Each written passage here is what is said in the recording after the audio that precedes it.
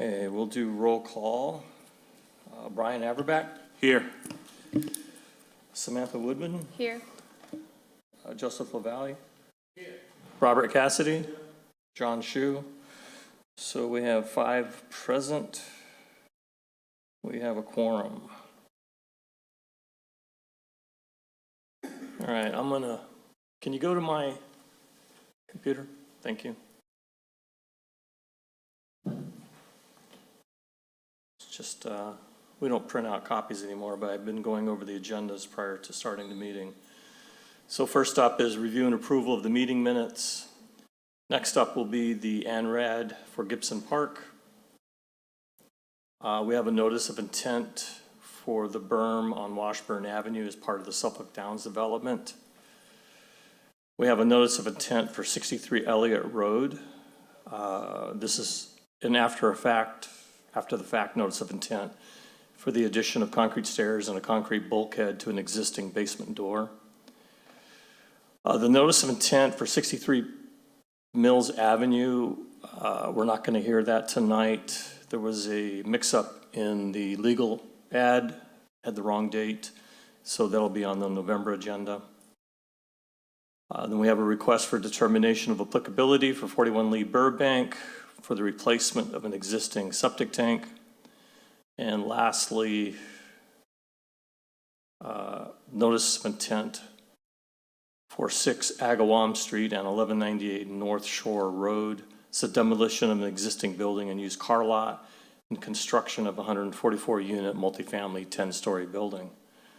We have a couple of enforcement things we're just going to mention. Those are going to be discussed in more detail at the November meeting. We'll get some business for approval of funds, talk about correspondence and our site visits. So first up is a continuance of the hearing for DEP file number 061-0808. This is for Gibson Park, Thayer Avenue, and Mills Avenue. This is an ANRAD where the applicant is the City of Revere.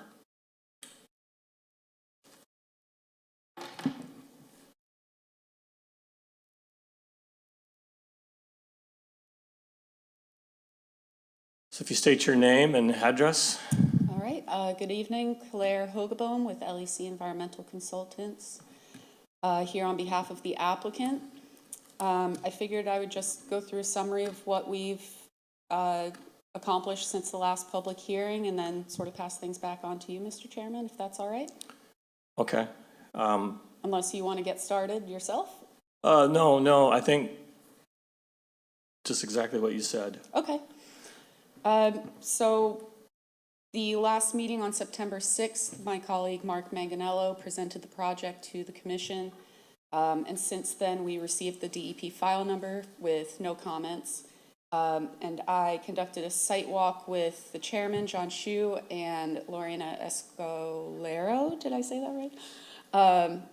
And that was, again, last Thursday, September 28th. So we reviewed the wetland boundaries that were delineated and shown on the plans as well. The chairman was in general agreement with the wetland flag locations and resource area boundaries, to my understanding. He did request a few plan revisions during that site visit, which we made to the plans, and they are with the latest revision date of October 2nd, 2023. So, Mr. Chairman, I actually have a hard copy of that for you whenever you're ready, and I have some 11 by 17 plans if any of the commission members would like to have any in front of you. I'll just pass those out.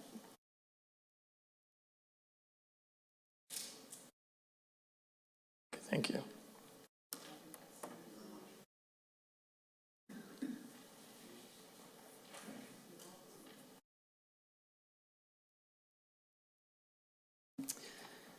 So not too many significant plan revisions, but the most important one that the chairman requested was that we clean the plan set up. The original submittal had a lot of color and a lot going on, so it was kind of difficult to sort of call out the resource area boundaries. So we cleaned up any of the contour lines, grayed them out, so all resource areas are in color now. We also added a flag A8-1 to the isolated vegetated wetland. It was unlabeled on the original plan, and we found the flag in the field also was missing a label, so we added that in the field. The chairman also provided a plan of record for the adjacent site, just on the other side here where the big building is currently being constructed. They had an ORAD, that approved resource area boundaries, issued in 2021. That included the opposite side of that A-series wetlands, so we just superimposed that boundary to show how it closes out, and just included a note on the plans referring to that plan of record. Lastly, we were asked to add a few notes to the sheets, so that would be notes 4 and 5, including information on the Rumney Marsh ACEC being mapped on portions of the site, as well as the outstanding resource water. We also just cleared up in note 1 that I think Mark discussed this before at the meeting, but the site is designated a barrier beach, and thus we have coastal beach, salt marsh, or coastal dune, and that note 1 originally mentioned coastal beach or coastal dune, but we just cleared it up to include that barrier beach and note that it clearly includes that as well. So that's really the summary of all the plan revisions that we made. I think the chairman, following our site visit last week, provided some notes on his findings and recommendations, and I have no disagreements with those, so I'm happy to pass things on to you if you'd like to summarize your findings. Okay, so I've given you guys the field notes from the walk down from the conservation agent and myself. And what we're going to do, I think, is I'm going to blow up on the drawing I have so the public and perhaps people in the audience can see it a little bit, TV, a little bit better. And so we'll kind of start in that northeast corner, Sure. Adjacent to that existing project, and you guys can follow along and see. So go back to my screen. And I know this is going to be hard to see.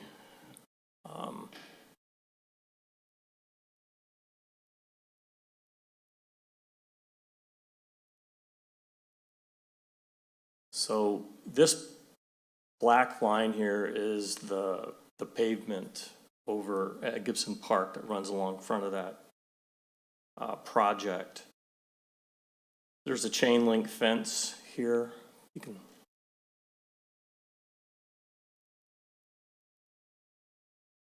And what we have then is we have these wetlands flags where you have Phragmites and some wet hydric soils along that chain link fence.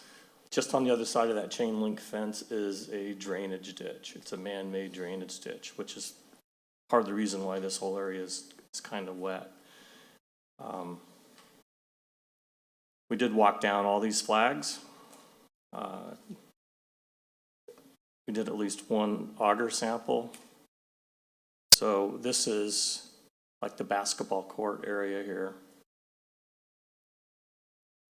You can see where the wetlands kind of jut out. We did have a couple of missing flags, and that's because they got mowed, most likely. But it's pretty evident when you go walk it down. And this wetland goes all the way back to this wetland flag A19. So I felt that the placement of the flags delineating the wetlands was a little generous. There's probably more land included there than what could have been.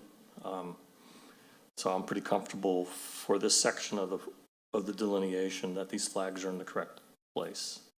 So on this part of it, are any questions from the commissioners? No? So I'm going to go back and forth with the commissioners in the audience to see if they have any comments on this. Absolutely.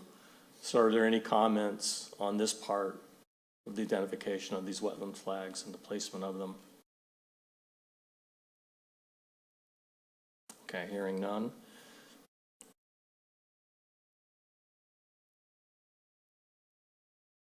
So if you follow this, yeah, thank you. Follow this chain link fence back to this corner. There's a park bench up here and a tree. This starts the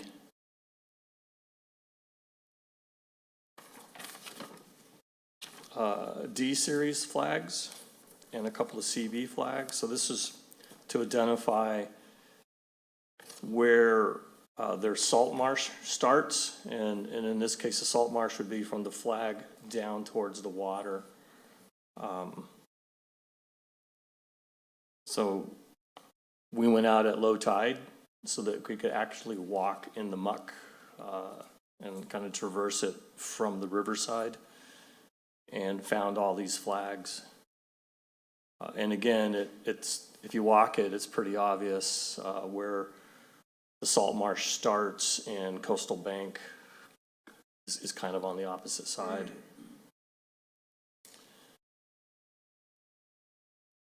So we're just kind of walking down, and again, all of this to the other side is a slope. These are contour lines, and then you end up in the river there. This area here, just to give you a reference, this is the driving range tee box and the putting green. We're kind of walking down. You can see this is the asphalt path, walking path. Since I got it kind of highlighted, Claire, what's the 6.8 line? That is the high tide line that was just included. It's primarily going to be utilized for Army Corps permitting. Yep. And the 4.3 is the mean low water, yeah. or I'm sorry, mean high water. Mean low water is -5, I believe. Yeah. So the salt marsh boundary essentially runs along elevation around 6.1, where the spring tide line extends to. So we come down to this little area here, and we have these two flags, CB1 and CB2, which basically the salt marsh disappeared. There was no salt marsh vegetations or grasses. It was just a little itty bitty beach area. And then we come down, and again, we're just following the river.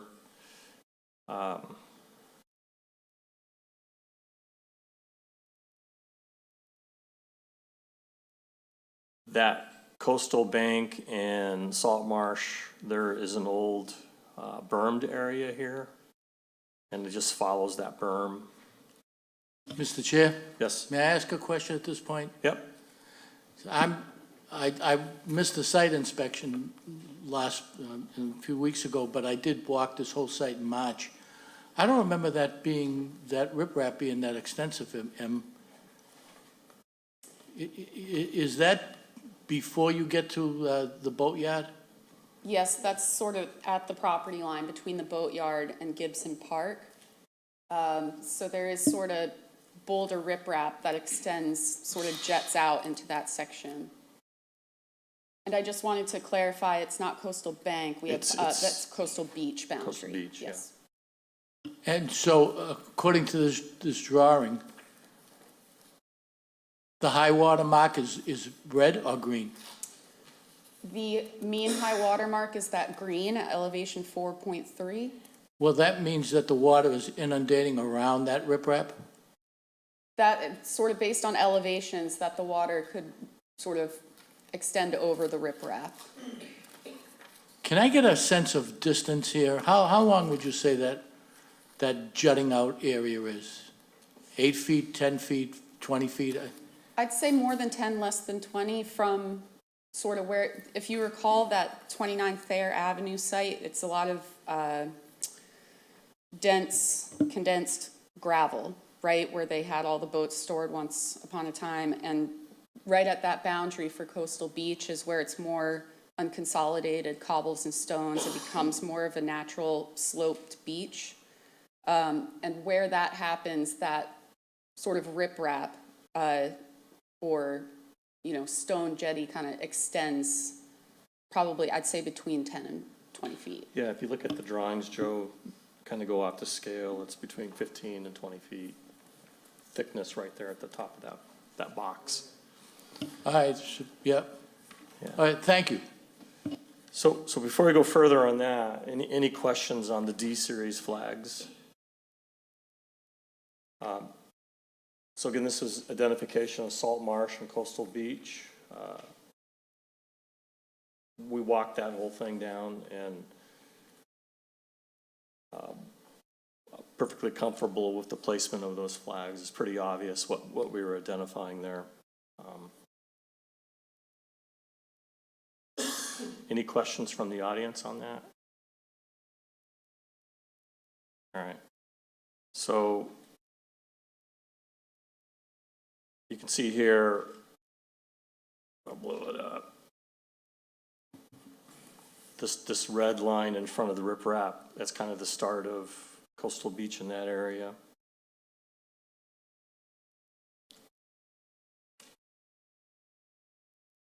You walk down, and then you get to these E series of flags.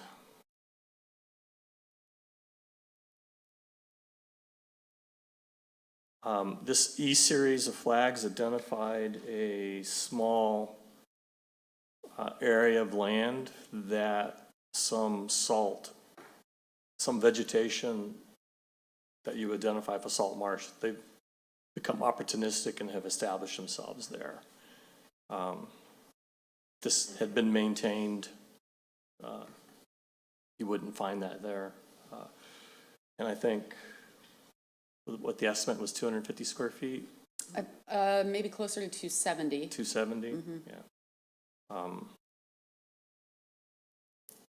So that's what that outlined, and we agreed that placement of the flags, and indeed there is salt marsh vegetation there. Any comments on that from the commissioners? Questions? Just to clarify, you said that that's salt marsh that wouldn't have been there previously if it was maintained? Right, Okay. right. That whole riprap concrete wall is in a state of disrepair and has kind of fallen. And so I think there's, water getting up and over there. Gotcha, thank you. And for those that went on the walk with all the state agencies, I think this was discussed. Yeah. All right. Any questions from the public on the E series of flags?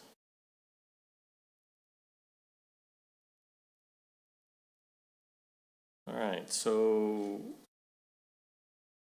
again, we're just kind of following.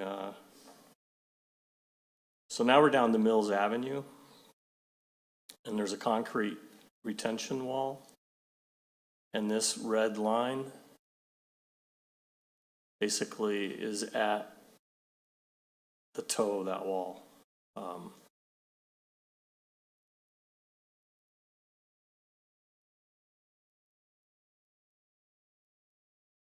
And I think I need to get to another drawing.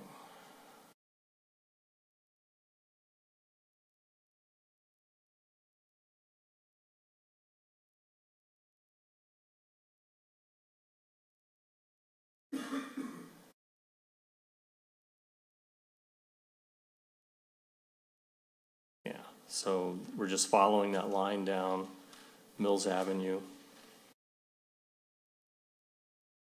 There's some riprap there.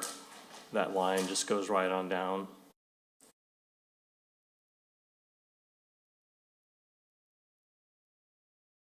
And we're off that onto another drawing.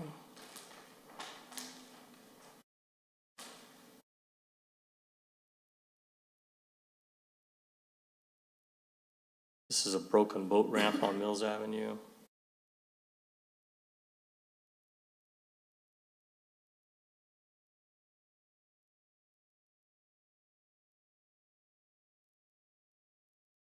So again, we're just following that. What's there?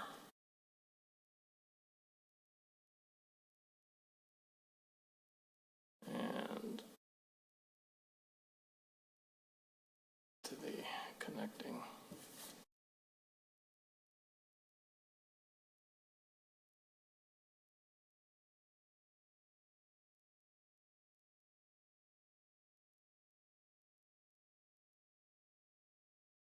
So there's some more riprap.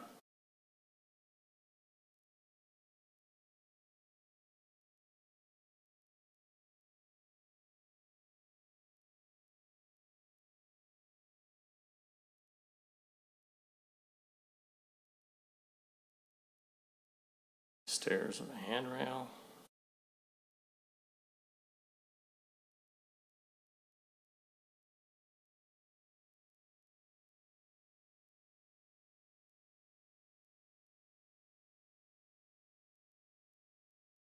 We get all the way to the end. So basically that red line just follows the riprap to define that resource. Any questions on that? Any questions from the audience on that?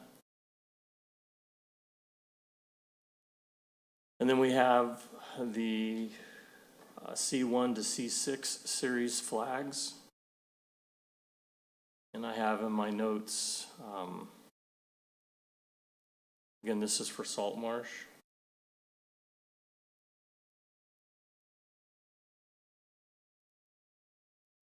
There's a guardrail here. And the project basically stops here at the stop line as you get kind of around the bend and you're up against, well, there's a traffic signal on North Shore Road. So everything towards the riverside is all Salt Marsh. Any questions? So you noticed in your extensive notes that you wrote that some of the flags were missing. When were you able to put them back into the drawing so it is exactly where it should be? So all the flags are on the drawings. Yep. There were some flags that were missing, but with the drawing and what you're walking, you can tell where Exactly where it it- should be. yeah. Yeah. So the recommendation is going to be that any further orders asked on this property, the flags have to be reset. Okay. So. All right, just wondering. Because I just noticed it said that there's so many that were missing, but it's good to know that we know exactly where they should. It's very obvious where it should be, though. Yep. Okay, thank you. Any questions from the audience? I want to go back to that first isolated vegetation. That is isolated. That's not in the DEP's jurisdiction. That's just in the city's jurisdiction. So.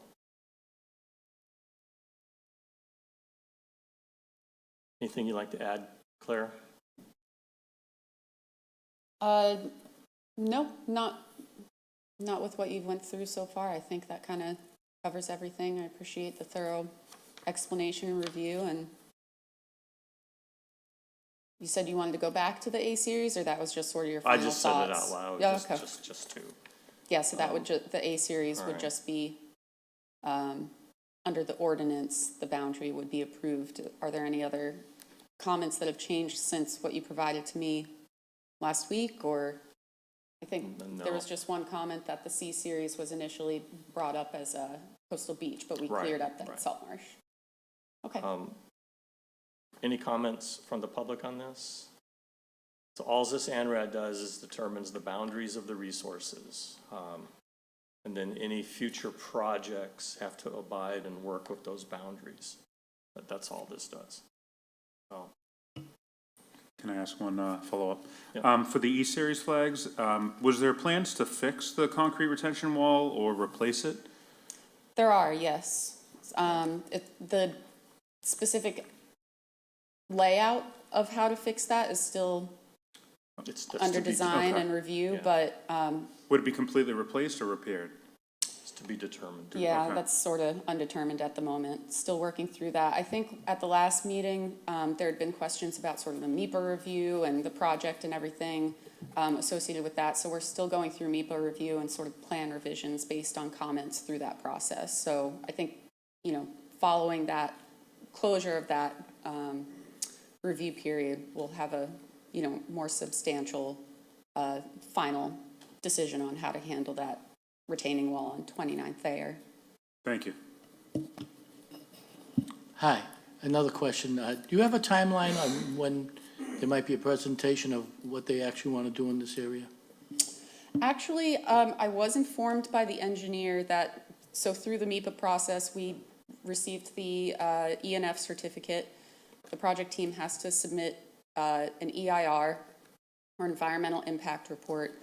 And prior to submitting that, the team would like to hold a public information meeting. I was told it's going to be scheduled on October 18th for 6 p.m.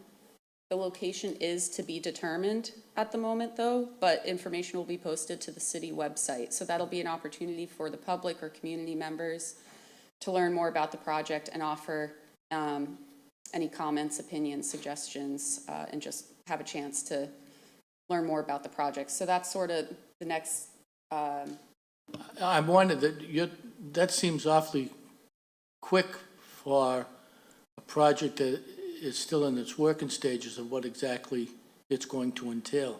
well, right, that's sort of an opportunity to get more information from the public to incorporate into the project if it's helpful. And the whole process of MEPA is to get that public engagement. So if you'd like to learn more about it, I'd suggest that's a good opportunity to get involved there. But certainly, I'm not really sure exactly on the timeline for coming before the commission with a notice of intent of a final project at this point. We just have to get through that process before we can set a timeline for coming back with the project. And will this be changed or altered with the possibility of an additional rotary being put in this area towards the, That's a whole separate project, Joe. Yeah, I'm not It's not entirely part of certain this of that. hearing, but that's a whole separate project that the city's got going on. They just had a public meeting on that. I'm aware, but it's also on the boundary of this property. That should be even part of this property. No? I mean, I It's drive, on the I drive it's on on the it. boundary. I don't know that it's part of it, but it's not part of this hearing. It's not part of this ANRAD. Right, I'd suggest, those are excellent questions. I'd suggest I could even provide the information to you, Mr. Chairman, when we get the location of that, so you can circulate it to the commission members. I'd suggest that meeting would be a good place to bring those questions to. Any comments? Anything from the public they want to say? Hearing none. Okay. Thank you, Claire. Thank you.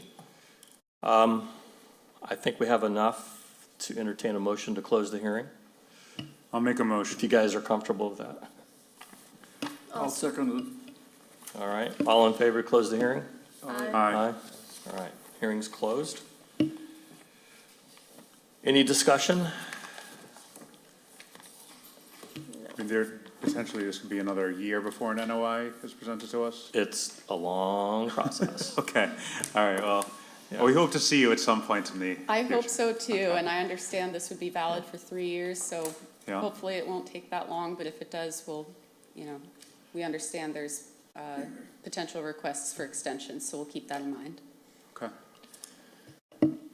So based on what the conservation agent and I saw in walking it down, and we walked down all of the resources, my recommendation would be to approve the ANRAD and attach these notes as backup supplemental information for the ANRAD.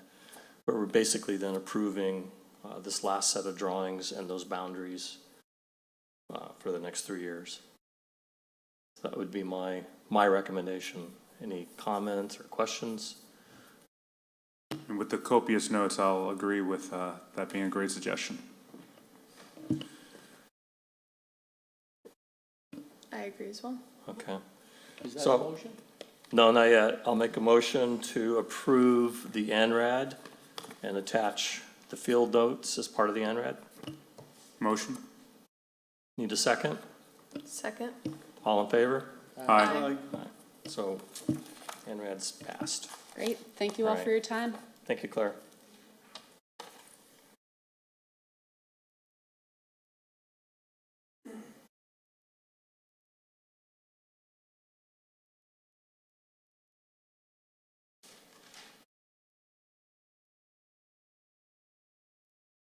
Okay, next up is a notice of intent DEP file number 061-0805.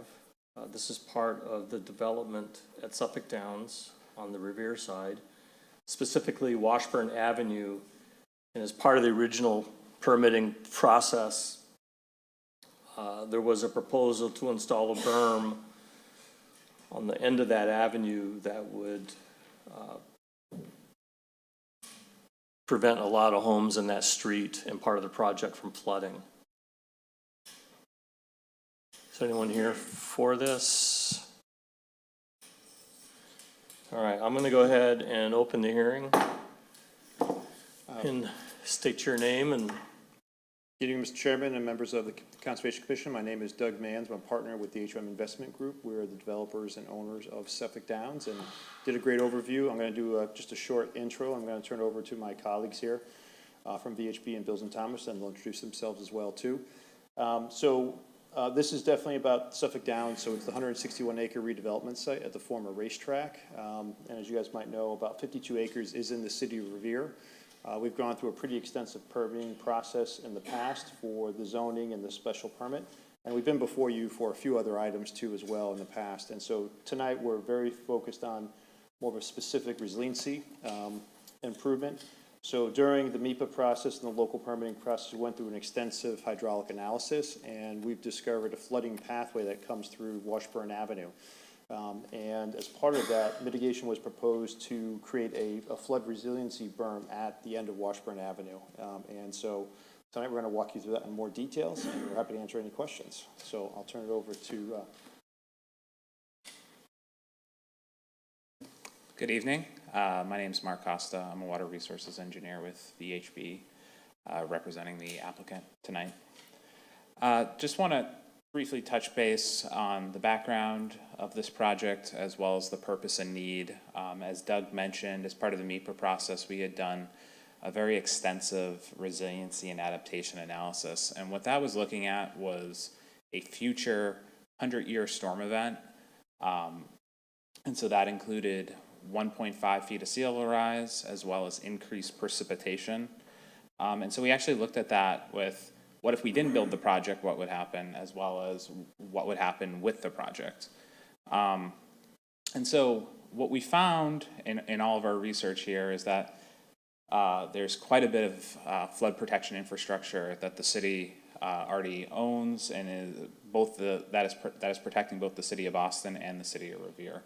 And so that starts with a tide gate along Bennington Street, as well as a pump station on Bennington Street, owned and operated by DCR.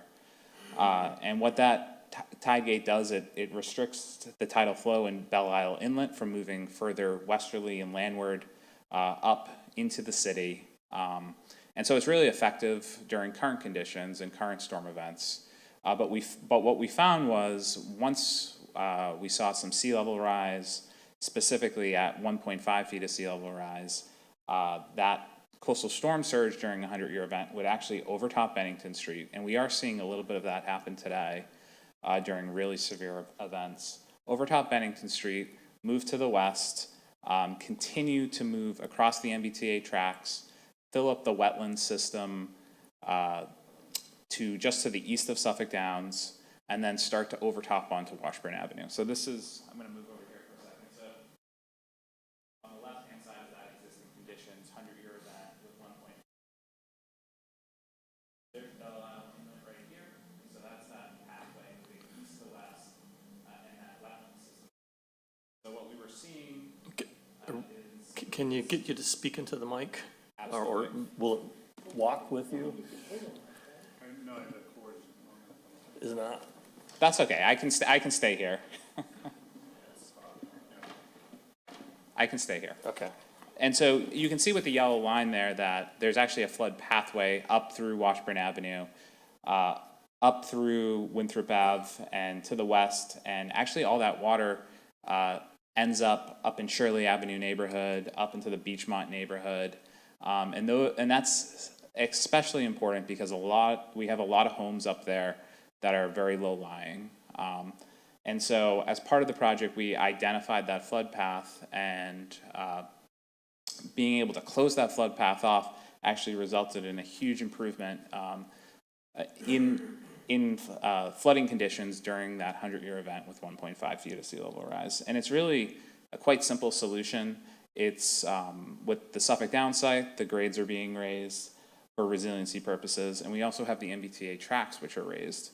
And if we, in the project tonight, is this proposed berm along Washburn Avenue that it just connects those two highlands. And what it's going to do is keep the water in that wetland system to the east of Suffolk Downs, to the west of the tracks, keep that water in the ocean so it doesn't go up through Washburn Avenue. So you can see the flooding conditions on the left-hand side is existing without the project and without the flood protection barrier. You see Washburn Avenue, all of those houses are flooded under that event. But on the right-hand side, you can see with the project, all those houses are now protected. And then up into that northern neighborhood is that Shirley Avenue neighborhood, and we actually see a few feet drop in flood conditions as a result of this. So it was a really a simple solution to provide a really significant benefit during these major events. So that's really the purpose and need, and with that, I'm going to pass it over to Stacy Minahan from Beals and Thomas to talk about the jurisdictional areas and the project itself. Good evening, all. So in terms of the project itself,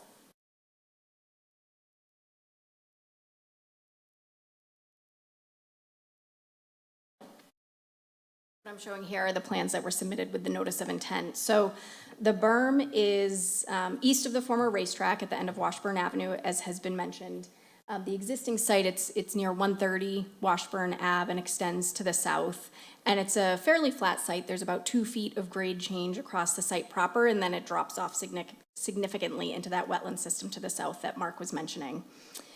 The resource areas that are at play are bordering vegetated wetland and land subject to coastal storm flowage. We did conduct a site walk a couple weeks ago with some commissioners, so thank you for your time doing that. The wetland is largely a Phragmites marsh, and the differentiator between kind of the wetland-upland interface is some staghorn sumac, which is a strongly upland plant that comes in, and then hydric soils. In terms of the floodplain, land subject to coastal storm flowage, FEMA has issued a letter of map revision based on that modeling that Mark and VHB had undertaken. So that remaps the 100-year flood elevation based on that detailed modeling, and that's reflected on our plans. There is a minor amount of work within the floodplain. There's about 350 square feet of work within land subject to coastal storm flowage. The total land subject to coastal storm flowage on the site proper is about 2 acres. So again, a very minor area. It will not impact the ability of that resource area to serve the functions. In fact, as has been described, the berm will enhance the flood protection and storm damage prevention measures or performance standards. The berm itself is about 180 feet long, 10 feet wide. There's a 4-foot interior low permeability fill core with geotextile interwoven. There'll be modular block on the side, so it'll look somewhat like a retaining wall, but an above ground retaining wall. The design flood elevation was 17.5. The emergency flood over weir is at 18 feet, and the top of the berm itself is at 18.5 feet, Boston City base. The project complies with the stormwater requirements. We've added area drains and a water quality inlet to be installed and connected via a 12-inch culvert that will pass under the berm, and it'll daylight there. That's to treat total suspended solids. The riprap aprons have been sized to prevent scour and erosion at those outfalls. And then there are also flap gates at the outfalls to prevent floodwater backflow, which would circumvent the whole purpose of the berm if it were to occur. So that's the overview of the berm. We're happy to answer questions you might have. Yes, Mr. Through the chair. Could you point to the area that we walked Yes. on that drawing? So I'll point, but also try and be near the mic. This square is 130, the house that we were at. Walked along here. This is the wetland edge that we walked. And the elevation of the berm, the final elevation, how does that compare with the elevation of the MBTA tracks? It's a good question.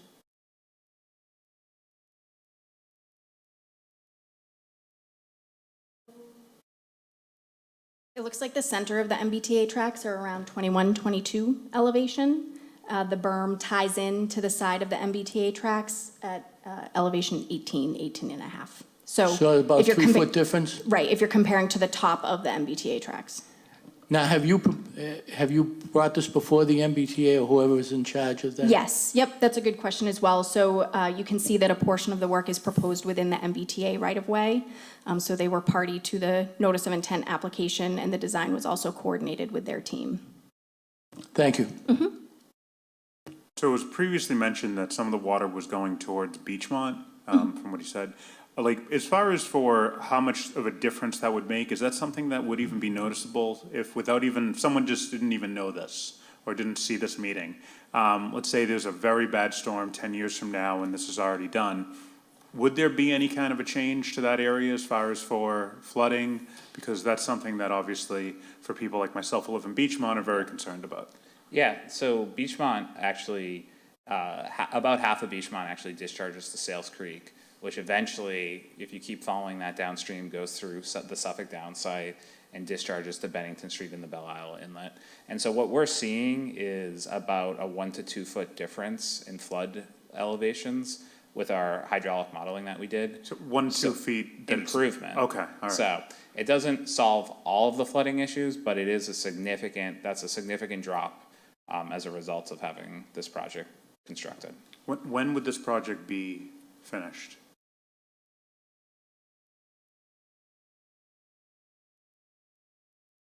Great question. So we're looking to start this fall, right, which means the berm would be in place by next spring. And in that meantime, should there be any issue? I mean, it's gonna be just regular as of now, right, is how it's always been? Okay. Correct. I think the last time, I think during Winter Storm Grayson, I think there's been some flooding down, I think, Mark, it was a long time ago. Yeah. It came down Washburn Avenue, I don't know if you want to describe that, it was a while ago. Yeah, so Winter Storm Grayson is actually one of the highest storms ever recorded for the city. And it actually did overtop Bennington Street.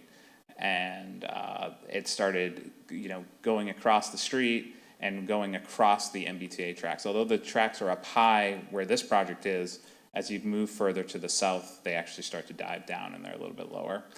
And so that's the interesting thing is once Bennington Street gets overtopped and you add a little bit of sea level rise, there's just that whole foot of water is going to start coming across.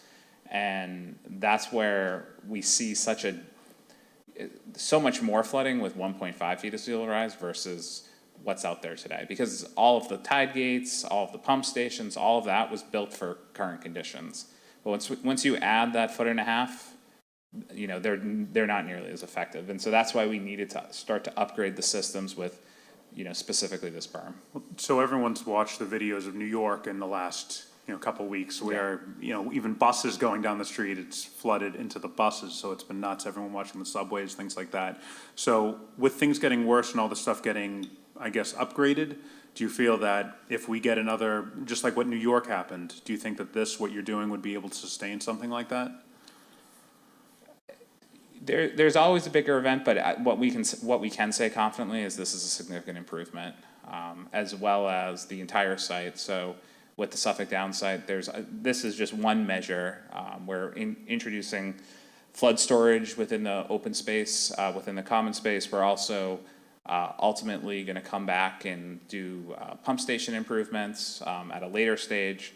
So with all of these improvements, it's a significant benefit to the community. And just one last question. As part of this, let's just say 10 years from now, 20 years from now, what you did, I'm not going to say negatively impact, but let's just say it didn't have the results that you desired and it's now flooding. And are you going as part of, I don't know, the NOI or anything to be able to add that you would fix it or upgrade in the future if needed? Yeah, so this solution, although it really does provide a huge benefit, and I think it's kind of a pretty simple, as Stacy mentioned. It's only 180 feet long. It's 3 to 4 feet high, but ultimately, if the water's high enough, it could overtop it. And we also need to tie into the MBTA tracks as well. So at a certain point, it's going to come over the MBTA tracks, and so there's only so much this single project can do, but it does provide a really good bang for how small of a project it is. Ultimately, there's going to need to be a solution on Bennington Street and a solution in front of Fredericks Park. Because if you look at the flooding, put this back up here, that you can see that the elementary school is flooded, Bennington Street's flooded, all those people on Bennington Street continue to be flooded. And that's actually a project that actually, an RFP just got released to study a berm along Bennington Street. So the city of Revere and the city of Boston are currently underway studying that the bigger improvement that really needs to be done. That wouldn't be you, that would be through the city? That would be through, the city of Boston is leading that study in cooperation with Revere. All right, thank you very much. You're welcome. And I just had one question, on the proposed conditions for the new site, there's a lot more flooding in the area that you're developing. What type of, buildings are gonna be there? Is that green space that's gonna end up getting flooded right there? Exactly. That's exactly what the intent of the design was. And we went back and forth with the design and changing our grades. And what we wanted to utilize is this open space for multiple purposes. So for recreation, for an active use, but also for flood storage during those really major events. So it is designed to flood that open space, but that's really just in a really big event. Of course. Yeah. Thank you. Yep. Any other questions from the commissioners? Is there anyone in the audience has a comment?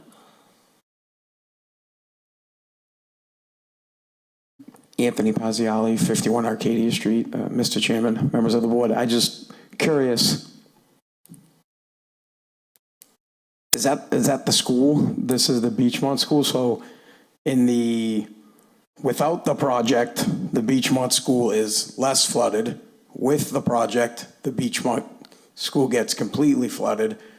Let's just say we have a half storm. Is the Beachmont School going to get flooded no matter what? I don't know how else to put that. I feel like this is a bad deal for the elementary school, even though I think the project's good and will help. But from that photo, less flooded, more flooded. That's all. Would you like to comment on that? Yeah, so the way the flooding comes is from Belle Isle Inlet, and it moves east to west, so right to left across the page. So as a result of this project, there will be no change to the flooding at the Beachmont School. And so like I was trying to say is that this is a really nice solution for the people on Washburn Avenue, the people in the Shirley Avenue neighborhood, also up in the Beachmont neighborhood that's connected, that's hydraulically connected to Sales Creek. But it's just one piece of the puzzle. This is a really challenging situation. And that's why that other project that I had mentioned that's currently out for, it's at an RFP stage, so request for proposal. So they've sent that out to the engineering community, looking for engineers to study this. And it's a feasibility study of a berm at Bennington Street and at Fredericks Park that would protect the Beachmont School. So, I look at the graphic and one has less wide area than the other one. Your proposed conditions, there's more flooded than on the existing conditions for that one area. Yeah, so this is just one single time step. So the maximum, if you actually look at the maximum, what I tried to do with this graphic is grab it as the storm surge was coming in. But when you compare the maximum at the Beachmont School and the maximum at between existing and proposed, it's exactly the same. And that's because the water's coming from, that storm surge is coming from Boston Harbor. It's going up Belle Isle Inlet, going over Fredericks Park, and then flooding the Beachmont School. So whatever happens to the west has no impact because the storm surge is coming right to left across the screen, or right to left across the graphic here. Oh, okay.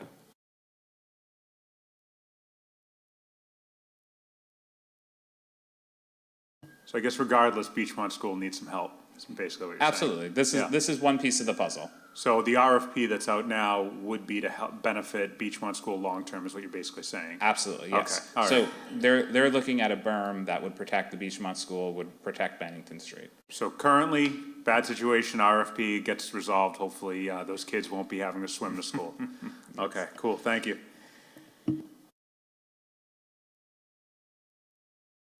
Any other questions?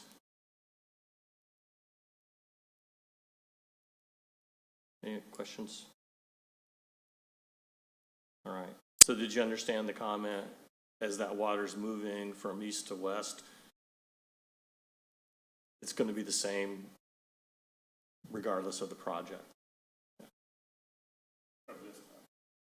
Of this project, yeah, yeah. All right, anyone else in the audience like to make a comment or statement? All right, hearing none. Entertain a motion to close the hearing, if you guys are okay with that. I'll make a motion to close. Get a second? I'll second. All in favor, close the hearing? Aye. Aye. Hearing's closed. Any discussion? I'm just very interested in the future for the, whatever engineer does the RFP to do the berm for this school. I mean, I didn't realize just how bad that was, but that's pretty brutal, so. If you go to the different Conservation Commission websites in different cities that are the coastal communities, that's a huge part of what they're doing now is resiliency and Yeah. projects and funding and grants. You know, here's an opportunity for a developer stepping in and doing something because it benefits the development also, but community is able to take advantage of that, with money this- and that funding. But with this just being 180 feet, this is obviously not the gigantic project of some of the other stuff that's been done, but this is definitely, It's gonna be a whole series of projects like this.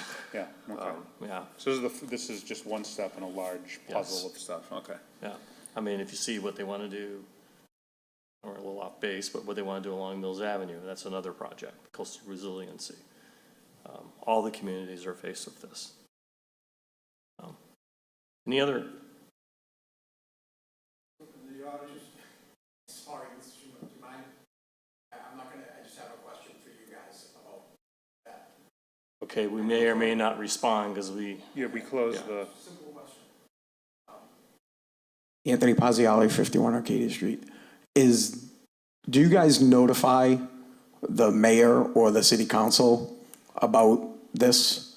The potential for what Brian, what was talking about is that it looks like no matter what, the school is in a really tough situation. So is that something that you guys kick up and say, hey, red flag? the planning department gets this, goes through site plan review. yeah. This isn't a yeah. small thing. I'm sure that all mayoral candidates, everybody is very aware of the floodplains and things like that. Yeah. But I'm sure they watch these things as well. I welcome every at-large candidate, every mayoral candidate, everybody to attend Conservation Commission meetings and be able to see up close and personal what we do.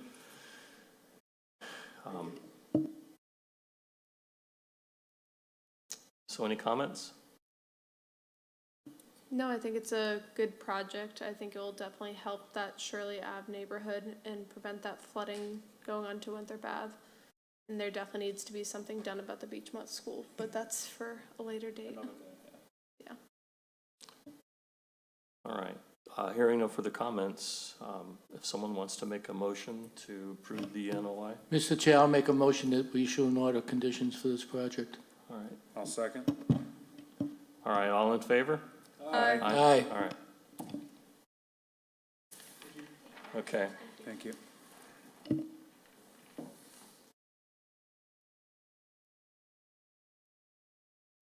all right. Next up is a notice of intent, DEP file number 061. Well, DEP has not issued a file number, sorry. This is for 63 Elliott Road. This is for an after-the-fact notice of intent, where concrete stairs and a concrete bulkhead were installed that lead to an existing basement door underneath an existing porch. So before we open the hearing, you have the notification to abutters? Yes.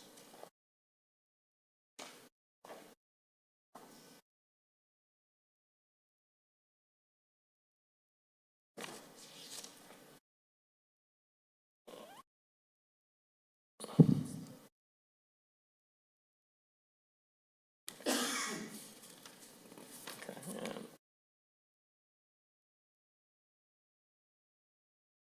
Okay. Did you have to do this, or did the city do it? Okay, yeah, and I saw the notification, all right. Yeah. Yeah. All right, now, the other thing we were missing is, a drawing. Yeah, so.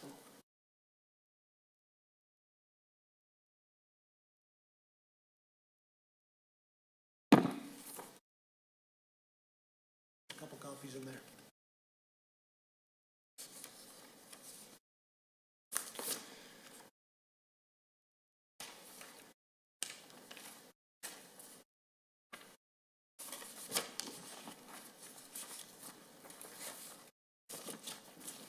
All right, I'm gonna try and find the email where this is in it. Throw up. Take one. Might share.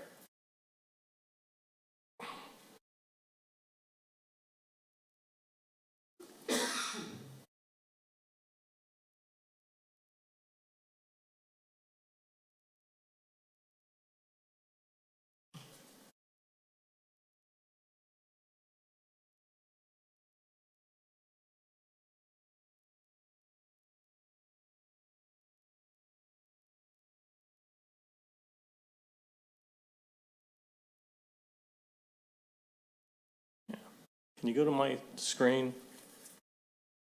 before we open up this hearing?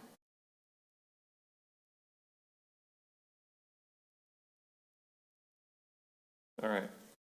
So we can open the hearing, but we cannot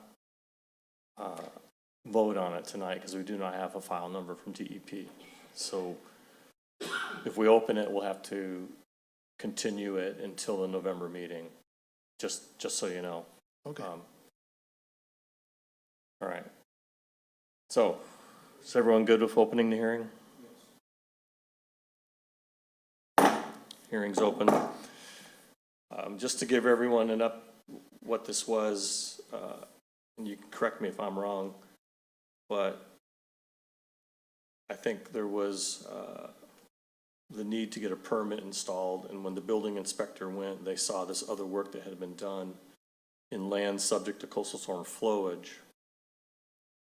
And alls they did really is this is the existing door to the basement. It's underneath the porch. You know, it's below grade. They added concrete steps and concrete walls and a concrete floor underneath an existing porch. So, so this is, the work's already complete. This is an after the fact NOI. It's probably something the commission would have considered and approved. So I'm gonna let you state your name and address and any other comments you want to make. So my name is Zan Ochter. I represent 1166 Washington Street LLC, which is located at 63 Elliott Road. And I believe Mr. Shu had it right. We basically applied for a permit, and it was, you know, a little bit of a miscommunication. And we weren't aware that we needed the approval of the Conservation Commission. And after a bit of back and forth with Mr. Shu and Ms. Escalera, we were able to fill out the notice of intent and, you know, tried to provide all the documents necessary. And we, again, apologize for any miscommunication or anything like that. It was definitely not our intent. But if there's any questions or anything like that, we can definitely answer them. Okay. Any questions from the commissioners? Where the stairs are, I noticed, is there a drainage on the floor?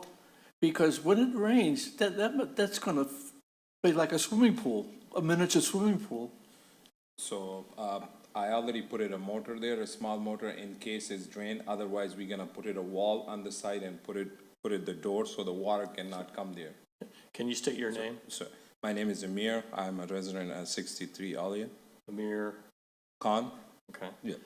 And you installed a, I installed a drain in the middle. We can put it a small motor and I run the pipe outside from there in case if it's flooded. Otherwise, we're gonna do anyway, the walls to close it from the deck so the water cannot come there. In case it's come, there is gonna be a motor, is gonna be throw it outside. But it seems to me if just the rain coming down is gonna fill it up. So, It's not gonna be, it might be pouring in from the backyard, but I don't know. if we put it a wall on both sides and put it the door in the end, there will be no. The drainage will be there. So the drainage will be there, so on the top of the deck, we're gonna rip up the deck, we're gonna use a rubber roofing and redo the top of the deck, so there is no water is gonna come Yeah, well, see, inside. we didn't see, it wasn't there, so. Yeah. yeah, When I saw it, I was concerned about the, yeah. So you understood what he said, though? right, They've got a permit for a new deck using the existing footers. It'll be a roof over that opening. yeah, okay. So they won't get rainwater. But in the event of a coastal flood, Yeah, I guess It's some of gonna you fill. just can't prevent. Yeah. Okay. Thank you. all right. Does anyone in the audience have any comments, questions? Okay, so you're okay with us continuing it until November? I'll contact you with the agenda. And hopefully by then, DEP will have issued a file number, okay? Would you be able to provide a contact number for the DEP or Yeah, some sort yeah, of? I can do that. All right, All right, thank you. Okay, good, thank you. thank you. So as I mentioned before, 63 Mills is not on the agenda tonight. Up next is a request for determination of applicability. 41 Lee Burbank Highway, Joe's Quick Marts LLC owner. This is for the replacement of an existing septic tank in land subject to coastal storm flowage. Good evening, Matt. This is an administrative aspect, so it's not really a public hearing. So state your name and Matt Byrne with BSC Group. And so we were out on site on Saturday with the chairman and some members of the commission. Are you able to show yeah, that? let me just talk and I'll find it here. Yeah. We did locate two catch basins at the entrance and exit of the site. And so the plan is to remove the existing septic tank and replace it in kind. And so there'll be no change to the site at all. We'll just need to be cognizant and careful of the managing the material that comes out of the hole while it's open. And so we would protect the storm drains with silt sacks and sediment controls. Any stockpile would be on poly sheet surrounded with sediment controls and covered. And otherwise, we just manage the risk of any erosion from the material while it's open. Can you go to my screen? Here we go. So for those that weren't on the walk, the septic tank is located right here, approximately. These are two stormwater drains. Yeah, I don't know how to do this on my mouse. There's one up there, and then there's one here. How long will it take you to get this done? That is a question I don't have an answer to. I would expect no more than a couple of days, but I don't have a clear answer on that. Go ahead, Joe. Thank you. How old is the existing septic tank? That I wouldn't have any idea. Old enough to have failed. And I would assume that there are considerable upgrades to the specifications for a septic tank now? I would expect so. As my understanding is it's a tight tank. So it just goes into that tank and gets pumped out. So that would be, you know, Title V compliant, and whatever technology advancements have happened since it was installed would of course be. So in essence, it's a retention tank. That's my understanding. Yeah, there's no leach field here. Right, now, and where will it get pumped to? A truck, yeah. You know, Oh, it's, yeah. all right. What's the capacity then? Ooh, that's a good question. I don't have the answer to. And you said kind, so I assume you're going to get a tank that's going to be the same capacity. Yeah. Yep, that's my understanding of it. Yep. It's land subject to coastal storm flowage, where the tank itself is almost 200 feet from a ditch with Phragmites to the south. So the only jurisdictional resource is land subject to coastal storm flowage that is of concern here. Any other questions? So at the end of the day, there's no change to the topography, there's no change to the storage. It's a swap out of a tank. So my recommendation would be to approve the negative determination because it has no impact. Make a motion to accept that. Get a second? I'll second. All in favor? Aye. Aye, okay. All right, Thank you very much. Appreciate it. send this to, To me, if you would. okay, Appreciate it. okay. Yeah. Thanks for your time. All right, thank you. Next up is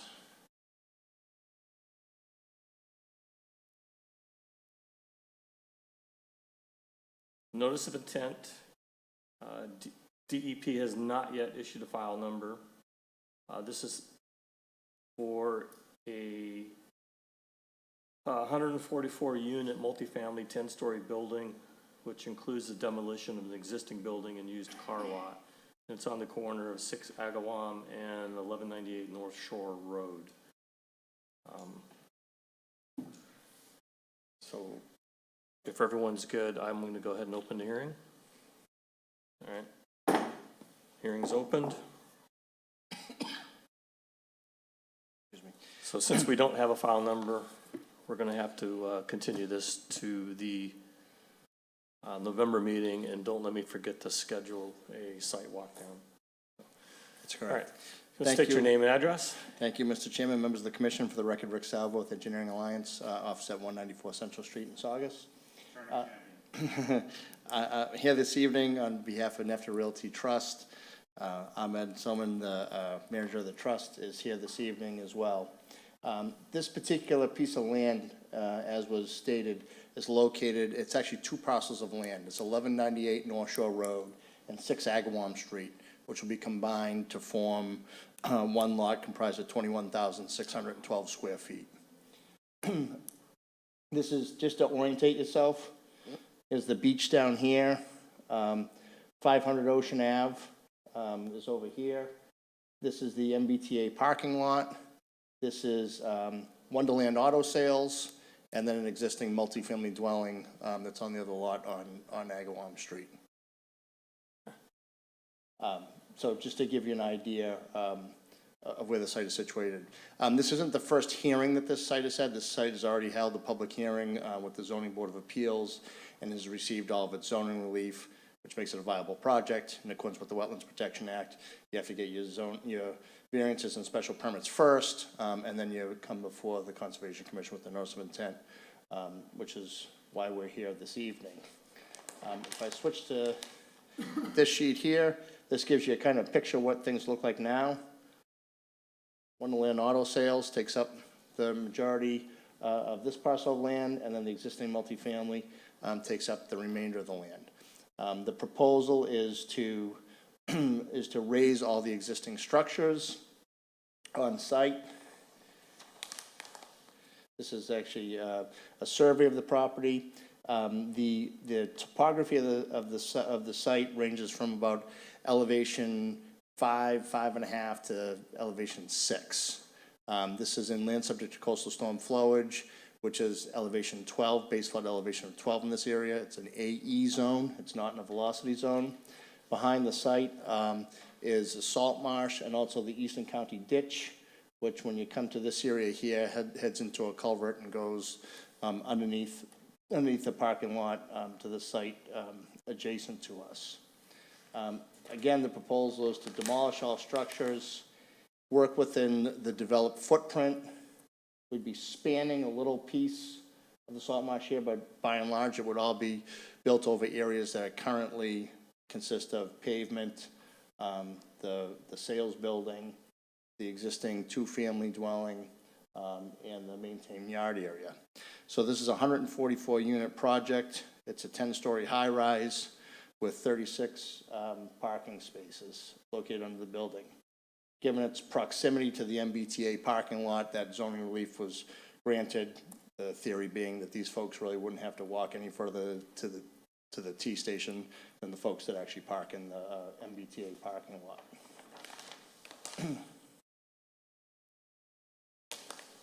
There are currently no stormwater controls on site, so pretty large paved area that just discharges directly into the marsh area behind the site. This project will include a large Cultec field, will consist of 2 rows of 16 Cultec 330XL chambers. Stormwater will be captured in deep sump-ported catch basins, will drain to a water quality inlet, then into the subsurface system where it can infiltrate. There's an overflow structure that will be designed in here that will pass underneath the building and through the retaining wall back out to the marsh, which is where the water all currently goes today. All the water today basically flows in this direction and ends up all down at the low point at this end of the site. Results in a net decrease in the rate and volume of stormwater runoff, which we're really not even required to mitigate in land subject to coastal storm flowage. Nonetheless, it does matter in the smaller storm events. Again, promotes groundwater recharge where there's very little recharge going on because the majority of the site is paved. With the water quality inlets, we far exceed the 80% TSS removal. So again, all the utility connections will be made on Agawam Street, even though it's not really in the Conservation Commission's jurisdiction, but the access to the site will be on Agawam Street. The curb cut out on North Shore Road will be closed. The sidewalk in front of the whole site along North Shore Road will be completely reconstructed in an effort to try to help the pedestrian access to the MBTA station. The early renderings, as you can see, it's all at grade and on piles below the site. We're pretty much matching the existing grade. It might be about 6 or 8 inches higher than the existing grade in some places, so there's really not a lot of fill going on here. But obviously the first floor elevation will be elevated quite a bit above the floodplain with a large pass-through there that would allow any floodwaters that would need to pass underneath this building, during those extreme flooding events, i.e. the 100-year flood, to be able to still flood. So this building wouldn't impede that or cause any reflection or refraction of any kind of floodwaters that come from the marsh side towards this building. That's essentially the proposal. So I'm sure there might be questions tonight. You might want to save them for the site visit so you can see it, but whatever you like. I'd like to ask a few questions. Sure. I just want to reaffirm what I'm supposing, which is there's no vegetative area being lost. This is all actually house and... There's actually, I think there's actually a net increase in vegetated area, not a loss. And my second question, where's the access and egress to this property? Sure. Right here on Agawam Street. Not North Shore Road? Not North Shore Road. We're going to close the curb cut on North Shore Road, so folks will come from North Shore Road, turn onto Agawam Street, then turn into the site. Okay. Which I think is a good thing, where we see the news articles about cars flying off North Shore Road left and right Not only that, but Eliminating a curb I was cut. afraid that there was gonna be a proposal to add another set of lights, which would make one every 100 feet, it seems like, in that area. Yeah, no, there'll be no vehicular access from North Shore Road onto the site. It'll all come off Thank Agnew you. Street. And I have a question for you. So you said there's 36 parking spaces for 144 units? That's correct. Wow, okay, so is this an apartment or is it a condo? The apartment building. That relief was already granted, and like I said, the main reason why that relief was granted is, here's our site, there's the entrance to the blue line. Okay, so is it, if someone was gonna rent, they would choose, obviously, whether or not they wanted, if they had a car? That's correct. Yeah, okay. You know, it's arguably the most transit-oriented development that the city's seen since 500 Ocean Ave. I think 500 Ocean is probably the most Well, it's right, transit-oriented. It's yeah. right there, right? And this is probably about as close as you can get outside of that project. Okay, thank you. Just, when I heard the number, I just wanted to confirm. And that's all underneath, it's on like piles, right? Is it- Yeah, it's at grade underneath the building would be above the parking. Okay, thank you. So you can't have below-grade parking in a floodplain, so. Will the utilities be located on the first floor or in the basement? All up on the first floor above the Oh, floodplain. that's good, thank you. Yep, FEMA requirement, so. And what's the height to the first floor again? It's about elevation 18 to 20, and the floodplain's elevation 12, so there's about 6 foot of freeboard there. Any other questions from the commission right now? We're gonna have another go at it next month, so. Anyone in the audience have any comments or questions?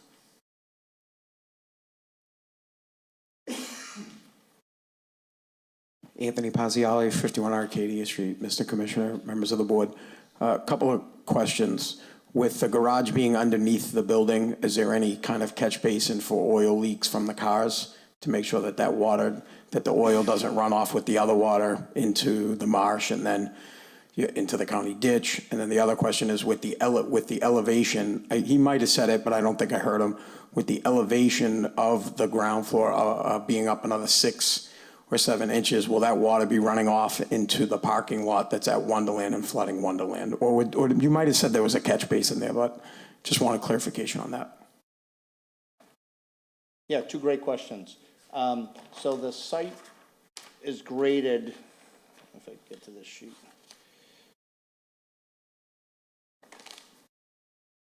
Such that there's a grade break all the way around the building, underneath the building. So rainwater that lands on the asphalt that's exposed underneath the building will flow out towards the curb line at the edge where it'll be captured in catch basins. So I guess that kind of answers the second question, right? There'll be no stormwater that will flow off-site onto the adjacent properties. The reason why we put that ridge there is so the water that's inside the building, so when a car pulls into the building and stuff drips off of it, I mean, cars really don't leak like they leak oil and that sort of thing like they used to, but if they did, that would flow into a series of floor drains that will not receive any storm water because the storm water will be directed to the outside. Anyone parking here, that flow is directed towards the inside. That would go into a floor drain, into a gas trap, and into the municipal sewer system, which is a requirement of the state plumbing code. So the short answer is there'll be none of that material headed towards the infiltration system or the overflow. So there's a couple of lines of defense for that. Number one, the floor is graded so that it goes in the sewer where it's supposed to go. If any of it did somehow find its way out there, that's why we have the water quality inlets. The hoods on the catch basins are the first line of defense. The water quality inlet is the second line of defense, which holds all of those floatables back, doesn't allow them out of those structures, so they have no way of making their way into the marsh. Yeah, and then we typically will add a condition where they have a storm plan for parking. So if there's an alert issued for flood watch type of thing, residents have to move their cars, and if it's below grade. Yeah, I think that's a standard condition It's for all a these. standard condition, so. Yeah. Any other questions from the public? Comments? Okay, so while everyone is here, what's a good day to do the walk down? We normally do these the Saturday before the commission meeting. Is that okay? You do that, or it is still light out late, you know, if you wanted to do it one day after work and not kill a Saturday, that works too, whatever the pleasure of the board is. The, Yeah, so, what's that? there's the MACC Oh, you have training on the that day. 28th? So Yeah. how about the 21st?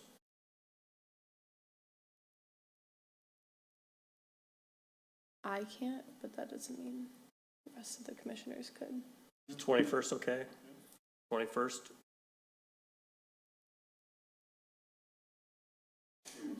All right, yeah, so we'll tentatively set that up for the 21st, At 10 o'clock. 10 o'clock, okay, no problem. All right. And then we're going to continue this hearing until November 1st. We say November 3rd, so that's the next meeting? November 1st. November 1st, oh, great. Thank you very much. Okay, thank you.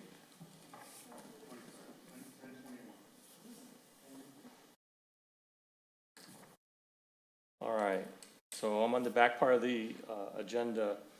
We did have a couple of enforcement actions. We issued some notices of potential violation to 40 Arcadia and 100 Arcadia. And we're planning on going over those in detail at the next meeting to give those recipients of those warnings enough time to prepare and react and implement some things. So I see you're here.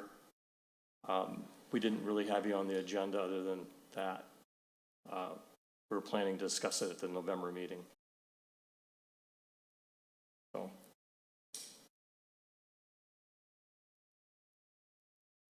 All right, for me to just say a quick word. If you have yeah, if it's quick. Edward Almeida, 40 Arcadia Street. There were a few issues that I had with the... So if you're going to go into detail about the letter, then we'll do that at the November meeting. In the November meeting? Yeah. Okay. All right, thank you. Next up, in our bylaws, before we can spend any money out of the fund that the commission has that's funded by fees, the commission has to vote to release those funds. So we have a couple of requests for training to go to the wetlands, I guess the Massachusetts Association of Conservation Commissioners training. That's $60 a piece, I think. Mine was 135. 135 per person. 135 per person, Yep. okay. And then, so I'll ask this question, not intending to embarrass anyone, but how many people have been using the electronic handbook? Not me. Yeah. So I guess I'm the only one that's been using it. It's $22 a year for that. So I want to request that because I use it every day, pretty much. And if you guys want it, you need to let me know. And then lastly, I'm going to pull it up so you can see what we're kind of planning.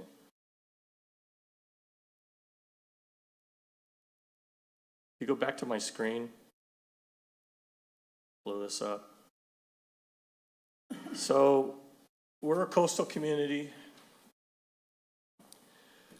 And one of the things I've been really wanting to do and just haven't been able to is to do more in educating residents about the Wetlands Protection Act and what they can do and can't do.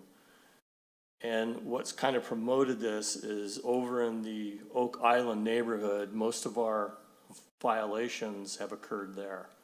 Most of those violations are, it's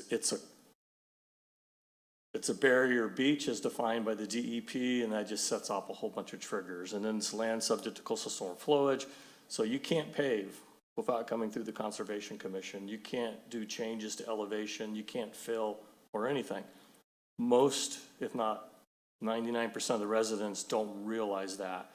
So the plan here is I've got a one-page flyer. I want to get approval for money to mail this to start off with, to the communities of Oak Island and Point of Pines and Riverside. Mr. Chair, I just have a question in regards to all of this, and maybe even a suggestion. Most of the projects require a building permit. Is that a safe assumption? Yes. So, does the building inspector notify them that they have to come before the Conservation Commission? Obviously, Yes. in that set of stairs, that was an after-the-fact one. Right. So that's. And after I'm the- wondering if we could put a flyer, or give the flyers to the building inspector too. So I work hand in hand with the building inspector. We're pretty well tied at this point.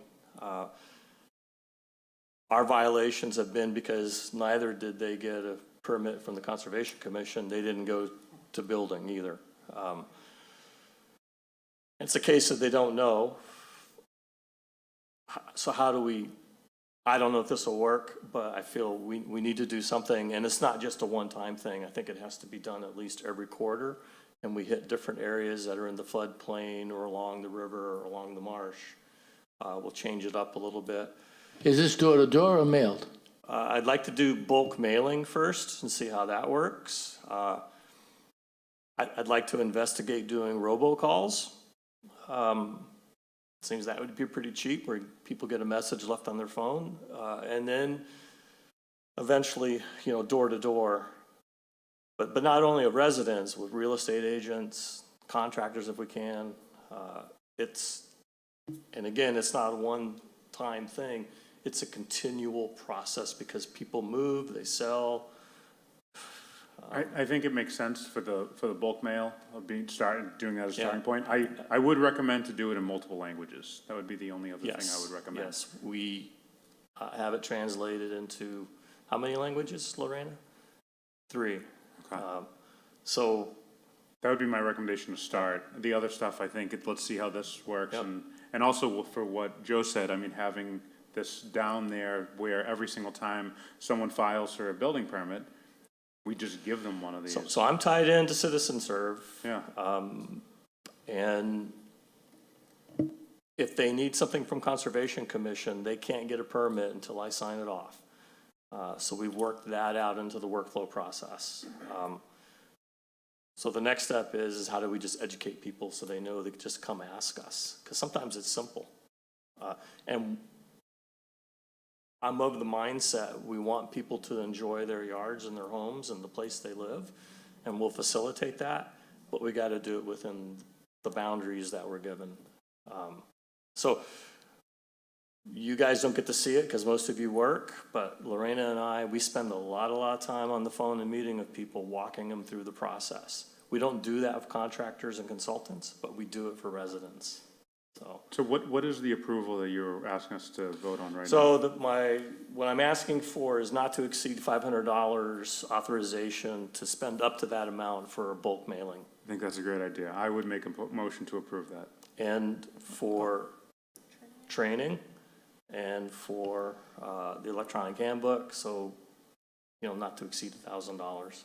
So I'll make a motion to approve. And I'll second it. Yeah. All right, all in favor? Aye. Okay. Just a suggestion on the bulk mailing, I think those should also go to ward counselors as well, so that they have that flyer sheet available. Yeah, that's a whole nother, That's a whole other process, but just a suggestion. yeah, that's a good suggestion. Correspondence, so we received your typical mowing notification from Tennessee Gas Pipeline and NWRA near the end of Loomis Street. They had I guess the supports for the water pipe were compromised and they had to do an emergency repair there. So that was the two emails we had. And then we had a busy month with site visits. Arcadia, Elliott, Mills Avenue, Lee Burbank, Gibson Park, and then Suffolk Downs. All those sites were visited. So, any open discussion or comments before we move to adjourn? Lorena, you have anything for us? No? All right, entertain a motion to adjourn. Make a motion to adjourn. I'll second it. All in favor? Aye. We're adjourned.